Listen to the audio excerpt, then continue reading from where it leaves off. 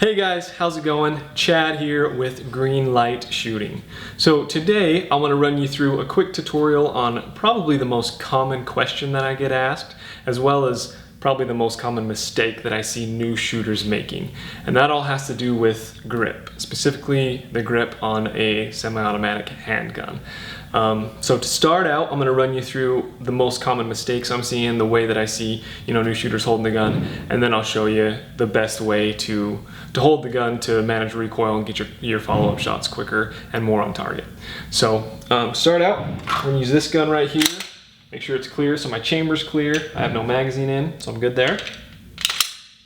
Okay, so the most common ways I'm seeing new shooters holding the gun. They'll take their dominant hand and they'll get a good grip. Make sure that finger's always along that slide for safety. And then the weak hand is where they have the issues. So they'll get the gun out here and that weak hand will come up underneath, kind of like the cup and saucer style, like the 70s cop movies. But I mean, if you watch this, if you think about that recoil, that's doing nothing for me. It's not helping me. The second way I'm seeing is people will take that weak hand and throw it on their forearm. This one's less common, but I do see it, and I just don't understand it. Again, it's all over the place. So the third and probably the most common mistake I'm seeing is people will put their fingers on their fingers, but they'll wrap that thumb around the back and they'll shoot just like this. If you think about when you shoot this gun, when you pull that trigger, that slide is racking faster than you can see it. And if my thumb's back here, it's gonna get caught in the slide coming back, and it's gonna bite it. And it's, I've seen some pretty bad wounds from that. So make sure you stay away from that way. So now I'm gonna show you the best way to hold this handgun to effectively manage your recoil, to stay on target, and to get all the shots you're wanting. So with my dominant hand, the first thing I'm gonna do is I'm gonna take the webbing on my dominant hand and wedge it as high up on that grip as possible. Let me tell you why. So if I'm holding the gun down here and I'm just kind of afraid of it, watch this recoil. Okay, that gun's kicking up at me and there's nothing I can do about it. If I take my webbing and I get high up on that grip, now watch the recoil. Okay, the gun doesn't move. So that's the number one most important thing, is to get that dominant hand in a strong, solid position.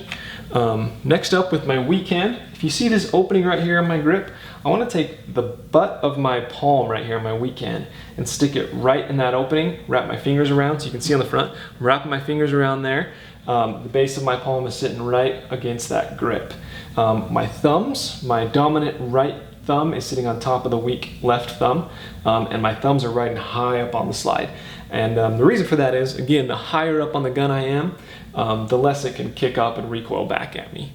So when I'm putting my thumbs here, one concern I've got before is my thumbs up here, is it going to get caught in this slide? I mean, that's moving pretty fast again.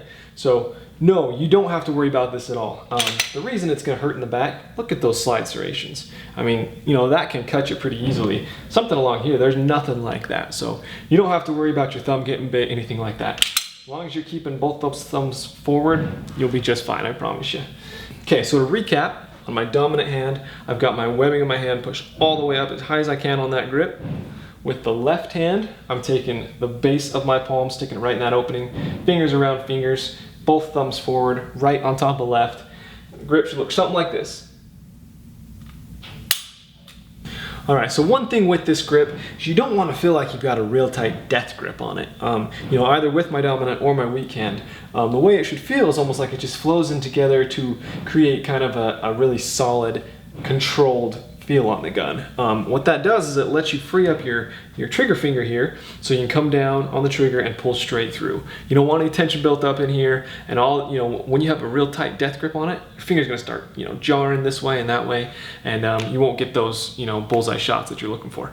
So another issue that I have run into with this grip is when training women with longer fingernails, they've got their fingernails grown out right here, and when their palm's pressed up against it, it'll end up cutting up their palm. So one way around it that we found is if you take your left hand and you think about pulling back on the gun and pushing forward on it with the right palm, it's almost like you're creating a vice-like tension, right? So where you're coming forward and backwards instead of having to have this tight grip and push in on it with your left hand. So again, that just frees up the trigger finger, and it just works out a lot better that way. thanks for watching, guys. I really do hope some of these tips helped you out. This is by no means the end-all be-all of the greatest pistol hand grip of all time, but it's a good solid foundation to start from. If you want to learn more about handgun grips, Google people like Rob Pincus has some great videos out there. Chris Costa, I'm not sure how to say his last name, but he has fantastic videos. He's an awesome instructor. So definitely check those out. And then really get out to the range. Try this grip out, see how it works for you, make some minor adjustments, and then just work from there. And if you do make some adjustments and you find they work better, leave them in the comments below. Shoot me an email. I'd love to hear, and we can help other people learn as well.